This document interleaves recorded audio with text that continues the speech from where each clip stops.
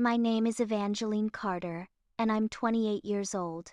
Last Sunday's family dinner started like any other until my parents decided to humiliate me in front of everyone, asking how it felt being the useless daughter. What they didn't expect was my simple question in response: should I tell everyone about the trust fund? The silence that followed wasn't just awkward, it shattered 28 years of lies exposed, a family conspiracy that had stolen my inheritance and set in motion a revenge so perfectly orchestrated that even I couldn't have planned it better. Some secrets are worth millions, and some dinners change everything. Before we dive into this wild family drama that'll make your jaw drop, let me ask, where are you watching from? Drop your location in the comments, and if you're ready for a story about family betrayal that'll have you questioning everything you think you know about blood loyalty, smash that like button and hit subscribe, because you won't believe how this revenge story unfolds. Trust me, the justice served at the end is absolutely chef's kiss.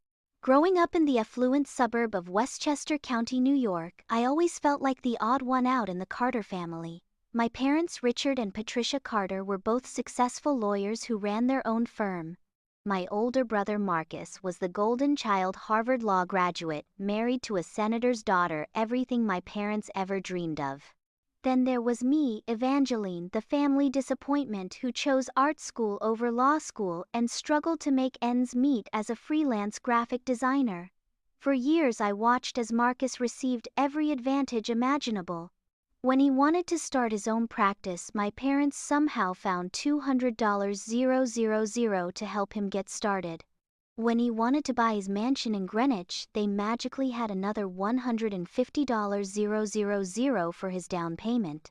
Meanwhile, when I asked for help with my student loans or rent for my tiny studio apartment in Brooklyn, I was lectured about personal responsibility and making better life choices. The family dynamic had been this way for as long as I could remember. Every holiday gathering, every birthday party, every family event became an opportunity for subtle digs at my chosen career path.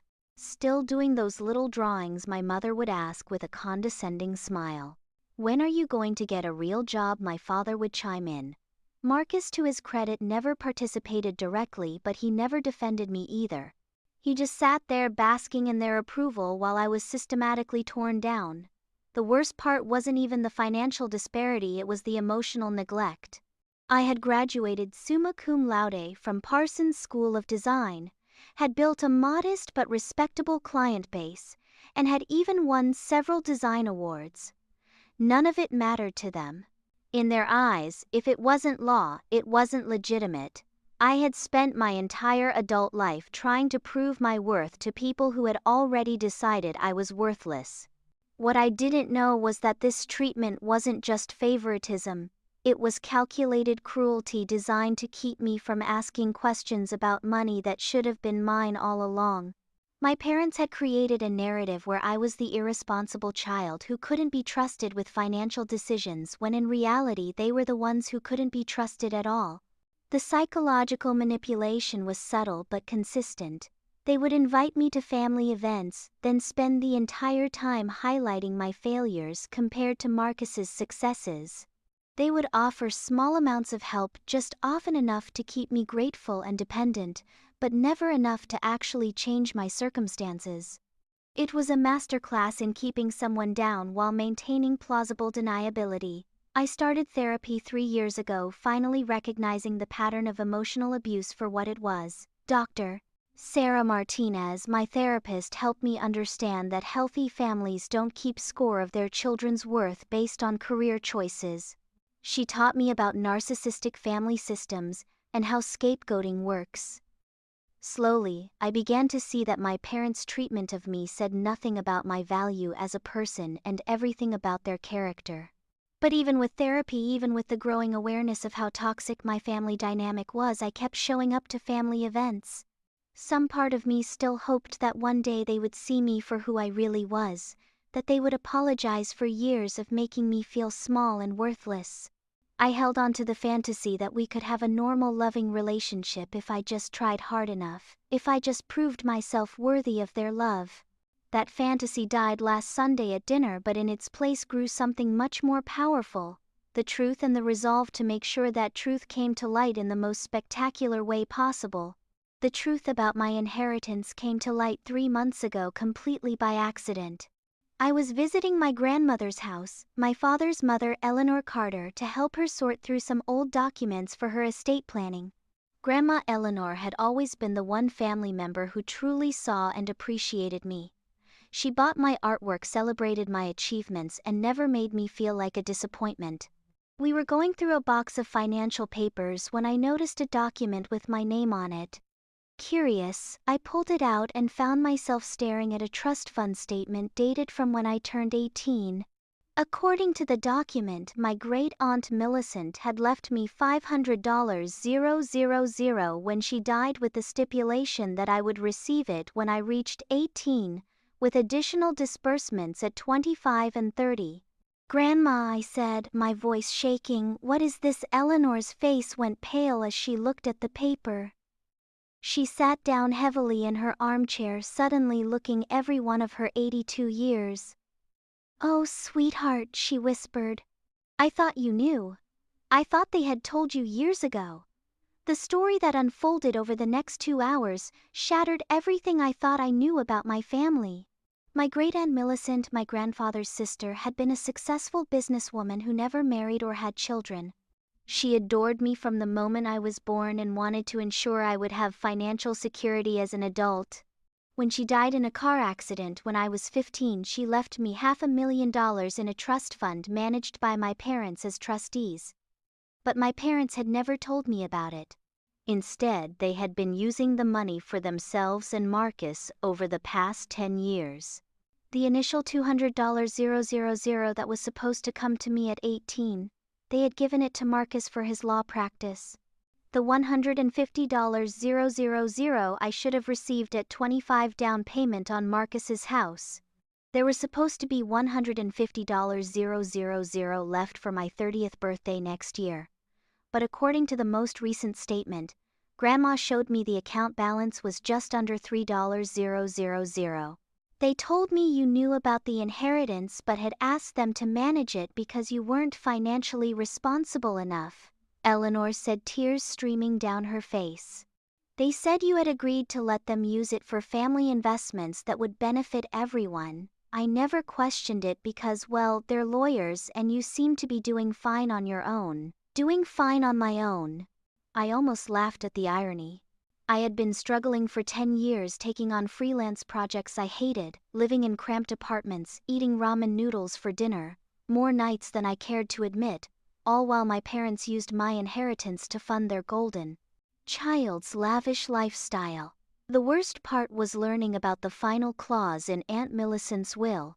If I was never informed about the inheritance and could prove that the trustees had used it improperly, the trust would revert to the estate, and my parents would be legally required to repay every penny with interest. Aunt Millicent had been a shrewd businesswoman who didn't trust my parents completely. She had built-in protections that would only activate if I was kept in the dark and the money was misused. Eleanor helped me copy all the documents and gave me the contact information for Aunt Millicent's original lawyer, who was still practicing. "I'm so sorry, Evangeline," she kept saying. "If I had known they were lying to you, I would have said something years ago." I spent the drive back to Brooklyn in a haze of anger, betrayal, and something else, a cold, calculating fury that surprised me with its intensity. My parents hadn't just stolen my money. They had systematically destroyed my self-esteem to cover up their theft. They had made me believe I was worthless, irresponsible, and undeserving while they lived off the fortune my great-aunt had left specifically for me. But now I knew the truth and I had the documentation to prove it. The question wasn't whether I was going to expose them, it was how I was going to make sure they faced the full consequences of what they had done. They had spent 10 years making me feel small and powerless, but they had just handed me the weapon that would destroy their perfect facade forever. That night I called the lawyer Eleanor had recommended and made an appointment for the next week. It was time to show my parents what financially responsible really looked like. The lawyer's name was James Morrison, and he was exactly the kind of attorney you'd want in your corner for something like this: sharp, experienced, and absolutely furious about what my parents had done. After reviewing all the documentation, he confirmed what I already suspected: my parents had committed massive breach of fiduciary duty and possibly criminal fraud. The good news, Morrison said, is that your great-aunt was very clever. The way she structured this trust, your parents are on the hook for triple damages. They'll owe you the original $500,000 plus interest plus punitive damages that could bring the total to over $800,000. The bad news is that this is going to get very ugly very quickly. I told him I was prepared for ugly. What I wasn't prepared for was how perfectly the opportunity for revenge would present itself. The Sunday dinner invitation came from my mother on Thursday, just 3 days after my meeting with Morrison. "We're having a family dinner this Sunday," she said in her typical imperious tone. "Marcus and Jennifer will be there with the children. We expect you at 6. It wasn't really an invitation, it was a command performance, the kind of family gathering where my parents could show off Marcus's success and my comparative failures to anyone who would listen. Normally, I would have made an excuse or shown up and endured the subtle humiliation. This time I accepted immediately. "I'll be there," I told her. "And Mom, I have some exciting news to share with everyone." Sunday evening, I dressed more carefully than I had for any family dinner in years. I chose a simple black dress that I'd bought for client meetings: professional, confident, expensive looking. I did my makeup with extra care and wore the silver jewelry Grandma Eleanor had given me for Christmas. I wanted to look like someone who deserved respect because I was about to demand it. I arrived at my parents' house in Westchester at exactly 6 o'clock, carrying a bottle of wine and a manila folder tucked discreetly in my purse. The house was exactly as I remembered: perfectly decorated, immaculately clean, and cold as a museum. Marcus and his wife Jennifer were already there with their twins, 8-year-old Sophie and Oliver. The children ran to hug me, the only purely joyful moment in what I knew was going to be a very difficult evening. Dinner started normally enough. My parents held court from opposite ends of their mahogany dining table, discussing Marcus's latest case victories and Jennifer's charity work. I smiled and nodded, playing the role I'd been assigned for so many years: the grateful lesser daughter who should just be happy to be included. The attack came during dessert, just as I knew it would. Marcus had been talking about expanding his practice, possibly opening a second office, when my father turned to me with that familiar condescending smile. "And what about you, Evangeline?" he said. "Still doing those little art projects. She's been working on some logos for small businesses," my mother added dismissively. "Nothing too important." I felt the familiar sting of their casual cruelty, but this time it was followed by something new: a calm, cold certainty. They had just given me the perfect opening. "Actually," I said, setting down my fork and looking directly at my father, "I've been learning some fascinating things about family finances lately." The table went quiet. Jennifer looked confused, and Marcus seemed to sense something was wrong. My parents' expressions didn't change, but I caught the brief flash of alarm in my father's eyes. "Oh," my mother said with forced lightness. "How interesting." "Yes," I continued, my voice steady and clear. "I've been wondering, for instance, how Marcus was able to get so much financial help with his practice and his house when I was always told there was no money for family assistance." Marcus shifted uncomfortably. "Evangeline, I don't think this is the time." "No, I think this is the perfect time," I said, turning to look at each family member in turn, "especially since I found out about Great Aunt Millicent's trust fund." The reaction was immediate and electric. My father's wine glass stopped halfway to his mouth. My mother's face went completely white. Marcus looked genuinely confused, but Jennifer's expression was shifting to horror as she began to understand what was happening. "I don't know what you're talking about," my father said, but his voice lacked conviction. I smiled, the same condescending smile they'd been giving me for years. "Oh, I think you do, Dad. I think you know exactly what I'm talking about. The question is, should I tell everyone about it? Or would you prefer to explain why you've been stealing my inheritance for the past 10 years? The silence that followed was absolutely deafening. And in that moment I realized that I had them exactly where I wanted them, but I wasn't done yet. There was more to expose, more damage to be done. Because this wasn't just about the money, it was about the systematic destruction of my self-worth that they had orchestrated to cover their crimes. They had made me believe I was the problem, that I was worthless and irresponsible, when they were the ones who couldn't be trusted. You know what the really pathetic part is? I continued, my voice getting stronger with each word. You spent so much energy convincing me I was a failure that you almost convinced yourselves. But the truth is, you're the failures. You're thieves who stole from your own daughter and then emotionally abused her to cover it up. My mother's face had progressed from white to a mottled red. How dare you? How dare I? What? Tell the truth. Expose you for what you really are. I laughed, but there was no humor in it. You want to know what's really rich? All these years you've been telling everyone what a disappointment I am, what a waste of space, how I can't be trusted with money, but I'm not the one who committed fraud. I'm not the one who stole from a trust fund. I'm not the one who spent 10 years living off stolen money while lying to everyone about where it came from. The words were pouring out of me now, years of suppressed anger and hurt finally finding their voice. You want to know how it feels being useless, Mom? Why don't you ask yourself that question when you're sitting in a prison cell, because that's exactly where you're headed. But before I could savor the victory, my mother made a mistake that would cost them everything. Instead of trying to explain or apologize, she doubled down with an attack that revealed just how little she thought of me. How does it feel being useless? She sneered, her mask finally slipping completely. You come into our home, accuse us of stealing when you've never contributed anything meaningful to this family.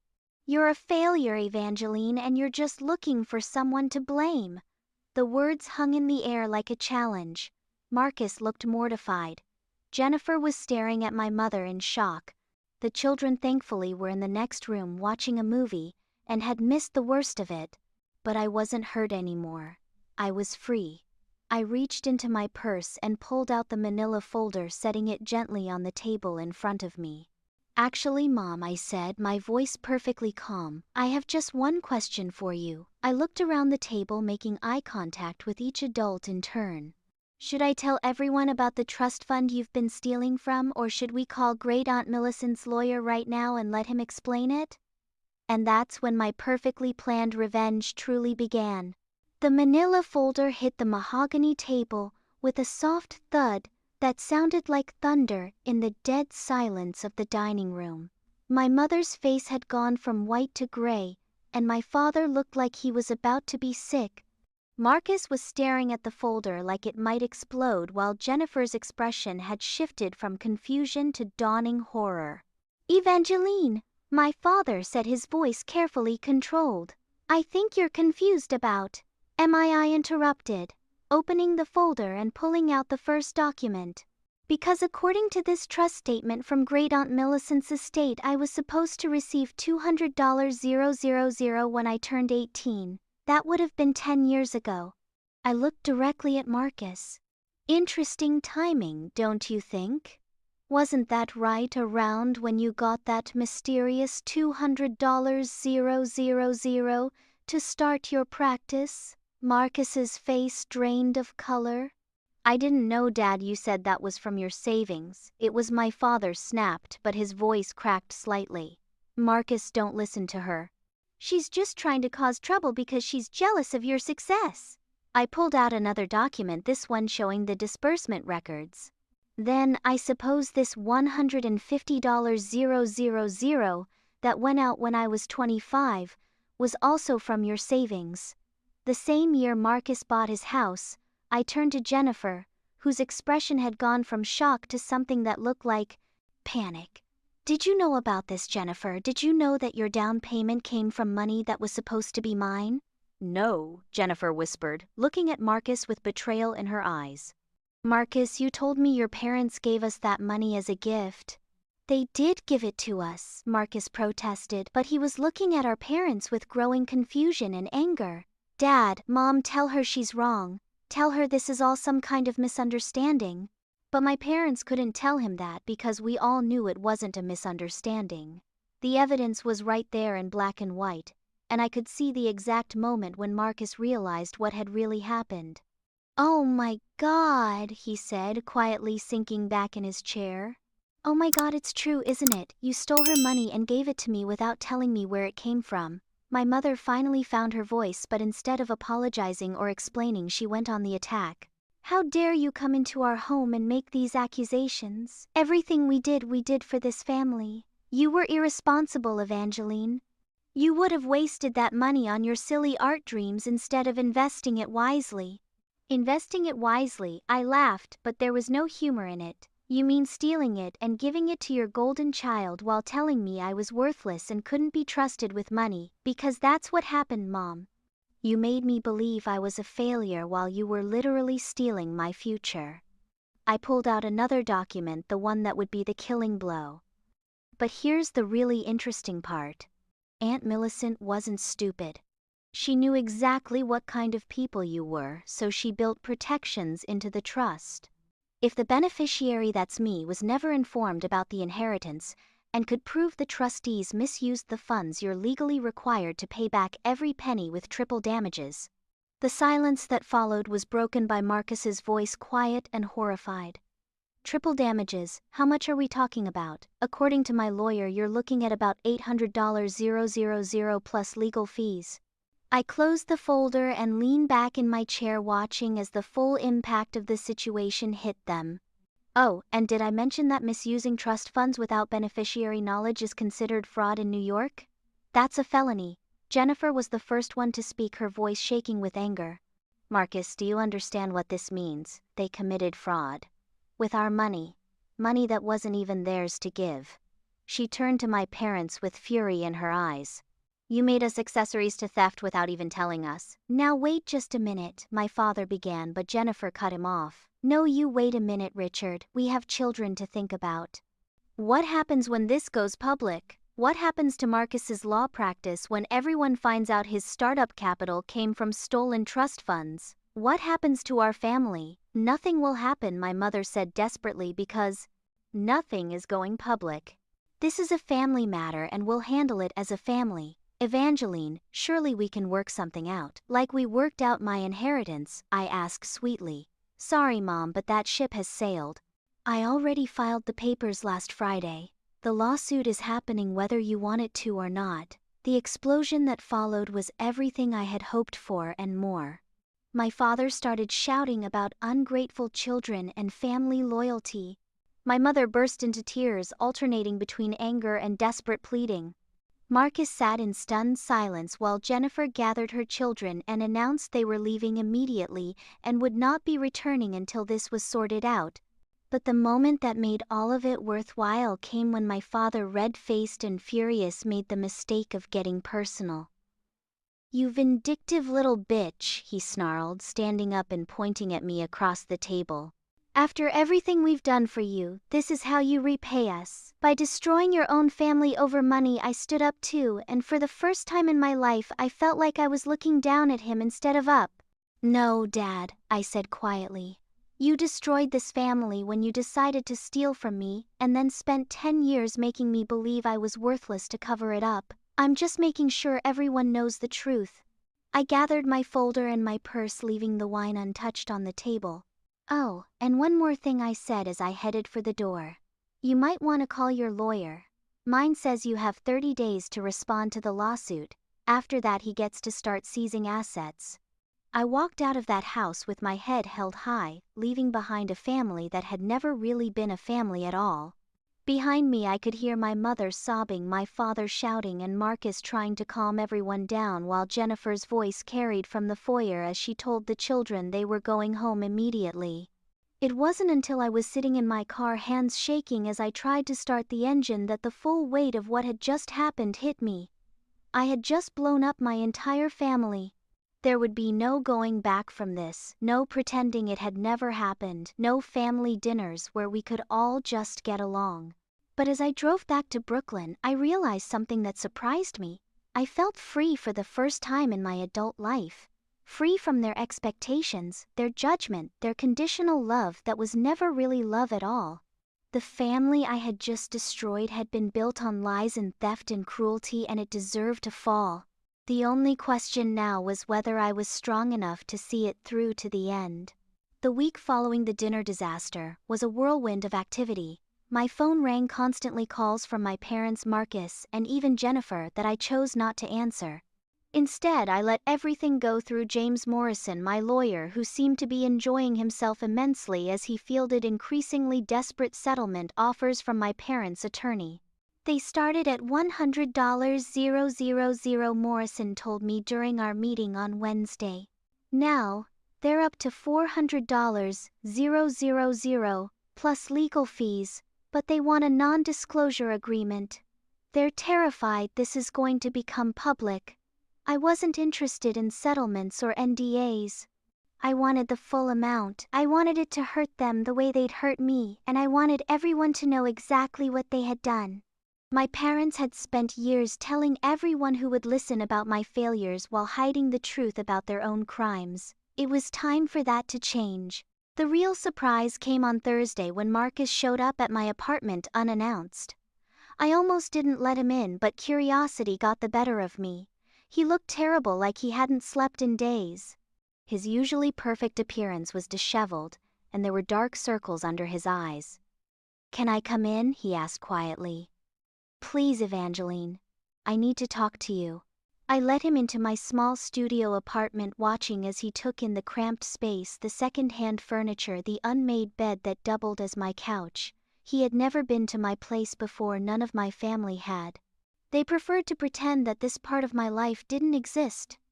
"Jennifer left me," he said without preamble, sinking onto my desk chair since it was the only place to sit besides the bed. "She took the kids to her parents' house.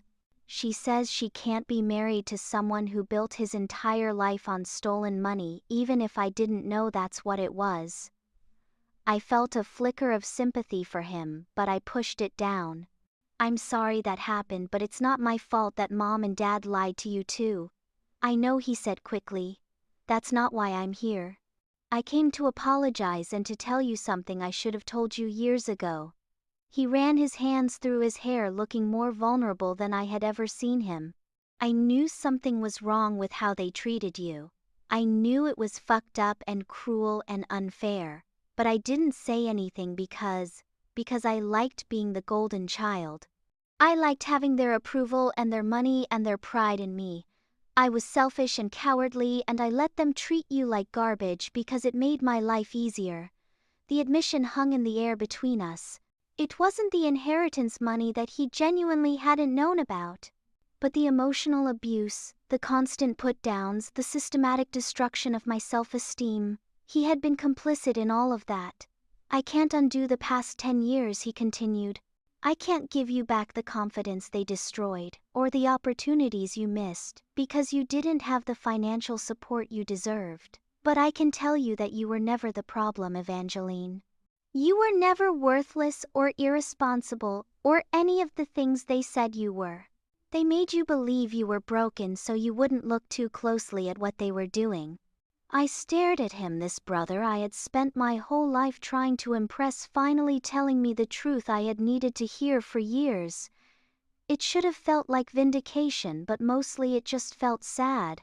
"What do you want me to do with that, Marcus?" I asked. "Do you want me to forgive them, drop the lawsuit, pretend the last 10 years didn't happen?" "No," he said, surprising me. "I want you to destroy them. They deserve everything that's coming to them and more. But I also want you to know that I'm going to pay back every penny they gave me from your trust fund, whether the court orders it or not. It might take me years to come up with that much money, especially with my practice probably about to tank when this becomes public, but I'll do it." Before I could respond, my phone rang. It was Morrison. "Evangeline, you need to get down here right now," he said without preamble. "Your parents' lawyer just called with some very interesting information. Apparently your father has been doing some creative accounting with client trust funds at their law firm. The state bar is opening an investigation and there might be criminal charges. They want to make a deal." I looked at Marcus, who had gone pale as he listened to my side of the conversation. "What kind of deal?" I asked. Full restitution plus they surrender their law licenses and agree to a guilty plea on the trust fund theft. In exchange, the DA might consider reduced charges on the client fund embezzlement. Oh, and there's more. Your mother apparently tried to pressure Grandma Eleanor into changing her will last month to leave everything to Marcus instead of splitting it between you two. Eleanor recorded the conversation. The room was spinning. My parents hadn't just stolen from me, they had been stealing from their clients, and they had tried to manipulate my elderly grandmother into disinheriting me completely. The scope of their greed and corruption was breathtaking. "I'll be right there," I told Morrison and hung up. Marcus was staring at me with horror. Client funds, they were stealing from their own clients, apparently so, and they tried to get Grandma Eleanor to cut me out of her will too. I grabbed my jacket and purse, suddenly feeling exhausted. "I have to go meet with my lawyer. You should probably call yours." As I headed for the door, Marcus called after me. "Evangeline, for what it's worth, I'm proud of you for standing up to them. I should have done it years ago." I paused in the doorway, looking back at this brother I was only now beginning to understand. "You're right, you should have. But you didn't, and now here we are." As I walked to the subway, I realized that the family I thought I was destroying had already been destroyed long before Sunday dinner. I had just been the one to finally turn on the lights and let everyone see the rot that had been festering underneath our perfect facade, and somehow that made what was coming next feel like justice instead of revenge. 6 months later, I stood in the courthouse lobby watching my parents being led away in handcuffs. The sight should have given me satisfaction, but mostly I just felt empty. The people who had raised me, who I had spent my whole life trying to please, were criminals, not just the stealing from me that had been the tip of the iceberg. The investigation had uncovered systematic embezzlement from client trust funds spanning over 5 years. My father had been using client money to fund their lavish lifestyle and cover Marcus's expenses, always planning to pay it back before anyone noticed. My mother had been equally complicit, using her position to help hide the paper trail. In total, they had stolen over $2.3 million from various sources, including my inheritance. The plea deal had fallen apart when more victims came forward. Instead of reduced charges, they were each facing 15 to 20 years in federal prison for wire fraud, money laundering, and theft. Their law firm was dissolved, their assets seized, and their reputations destroyed. The local news had covered the story extensively, with headlines like "Prominent Westchester Lawyers Charged in $1 million Embezzlement Scheme." But the real vindication came from the unexpected places. 3 other young lawyers came forward to say that my parents had stolen from trust funds they were supposed to manage for them when they were minors. A former client discovered that the settlement money my parents claimed had been lost in bad investments had actually been diverted to offshore accounts. Each new revelation made it clearer that my inheritance theft wasn't an isolated incident. It was part of a pattern of predatory behavior that had been going on for years. I received my money back, all $500,000 plus interest and damages totaling just over $800,000, as Morrison had predicted.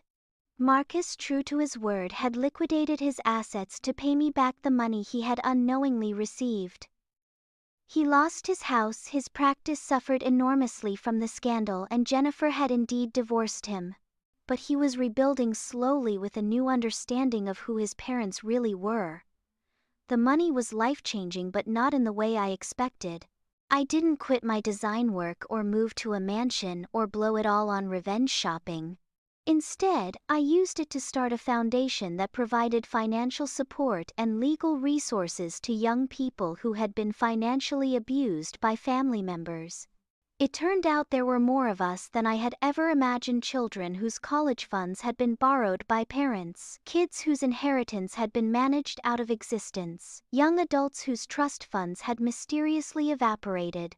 Grandma Eleanor became one of my biggest supporters, both emotionally and financially.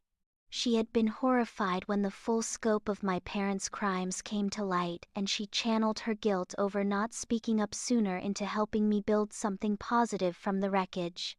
"Your great-aunt Millicent would be so proud," she told me during one of our weekly dinners. She always said you had the strongest moral compass in the family. The relationship with Marcus remained complicated, but was slowly improving. We were both in therapy individually and occasionally together, working through decades of family dysfunction and manipulation. He was genuinely remorseful about his role in my marginalization. And he was doing the hard work of examining how he had benefited from our parents' favoritism without questioning it. It would take time, but I thought we might actually become real siblings instead of just people who happened to share DNA. The divorce from my parents was complete and final. I had gone no contact immediately after the arrests, and I planned to keep it that way. They had sent letters from prison. My mother's were full of self-pity and blame-shifting, while my father's were attempts at manipulation disguised as apologies. I threw them all away unread after the first few. I had spent 28 years trying to earn their love, and it had nearly destroyed me. I wasn't going to waste another minute of my life on people who saw me as nothing more than a resource to be exploited. The most unexpected gift of all this was the relationship I was building with Jennifer and the twins. After the divorce, she had reached out to apologize for her family's role in my suffering, and to make sure her children understood what had really happened. Sophie and Oliver, now 9, were old enough to grasp that their grandparents had done something very wrong and that the money they thought had come from family generosity had actually been stolen from their aunt. "I want them to understand the difference between right and wrong," Jennifer told me during one of our coffee meetings. "I want them to know that family loyalty doesn't mean covering up crimes and that blood doesn't excuse bad behavior.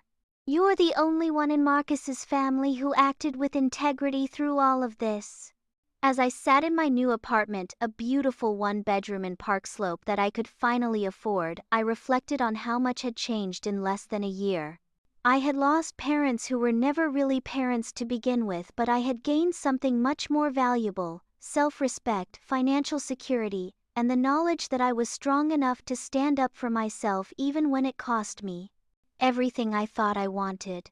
The foundation was thriving, my design business was growing as word spread about my story, and I had started dating someone, a social worker named David, who understood trauma and healing, and who thought my courage in exposing my family's crimes was inspiring rather than vindictive. But beyond all of that, I had something I had never had before: peace.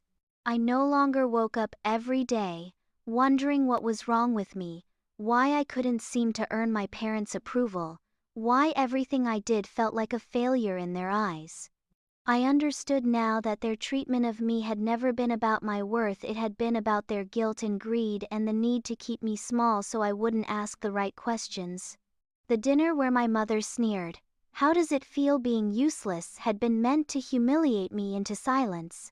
Instead, it had given me the courage to ask the one question that brought their entire house of cards tumbling down. And in the wreckage of their lies and theft and manipulation, I had finally found myself. So here's what I want to know from all of you watching this. Have you ever experienced family financial abuse or betrayal? Have you ever discovered that people you trusted were stealing from you or lying about money that should have been yours? Drop a comment and share your story, because I've learned that we're not alone in this.